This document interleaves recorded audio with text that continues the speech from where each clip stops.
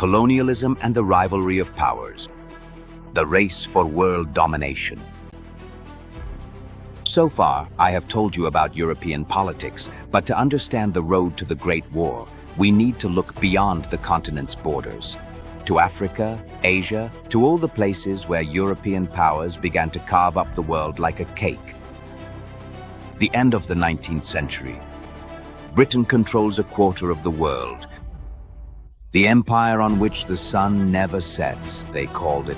India, Canada, Australia, Egypt, Gibraltar, Cape Town. The British Navy controls all the important straits, but other powers are starting to get envious. Why should the English have all the best things? The French control North Africa and Indochina.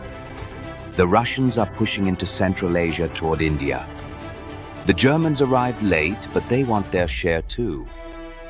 I've seen maps of the world from 1880 and 1900. In 20 years, the colors changed dramatically. Each power colored in its own pieces of the world. Britain in red, France in blue, Germany in green, Russia in yellow. 1898. Fashoda, a small town in the Sudanese swamps that no one had ever heard of, but where a world war almost broke out. The French send an expedition from the west, the British from the north. Both want to control the flow of the Nile. They meet at Fashoda, a handful of officers face to face at the end of the world. But behind them stand two world empires.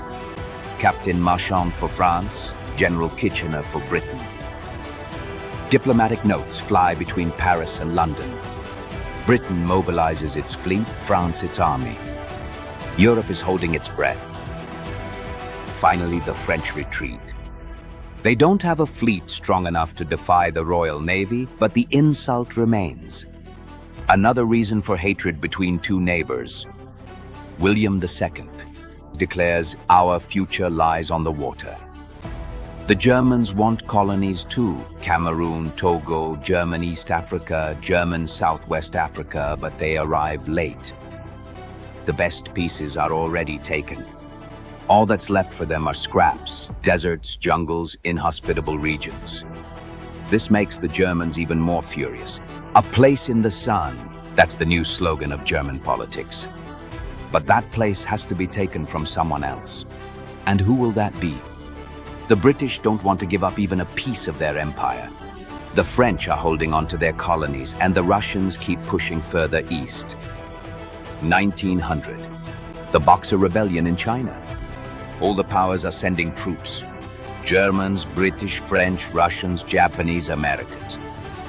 All in one city, all armed, all nervous. 1904. Russia clashes with Japan over Manchuria and Korea. To Europe, it sounds like a distant conflict, but the consequences are enormous.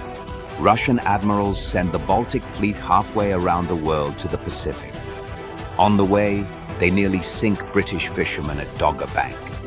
They think they're Japanese torpedo boats. May 1905. The Battle of Tsushima. The Japanese destroy the entire Russian fleet. Russia, one of the world's 5 great powers, is defeated by a small Asian country. European prestige is in ruins. Revolution in Russia. The Tsar is celebrated. Germany feels stronger, France more nervous. Every crisis outside Europe affects the European balance of power. Do you see the pattern? Colonialism isn't just about conquering distant lands. It's part of European rivalry. Every colony means prestige, raw materials, naval bases, soldiers. And the more the powers compete around the world, the more tensions rise back home in Europe. The world is shrinking, but the rivalry is growing. Next time, I'll show you how the technological revolution changed the way powers wage war, and how new weapons made future wars far bloodier than anyone could have imagined.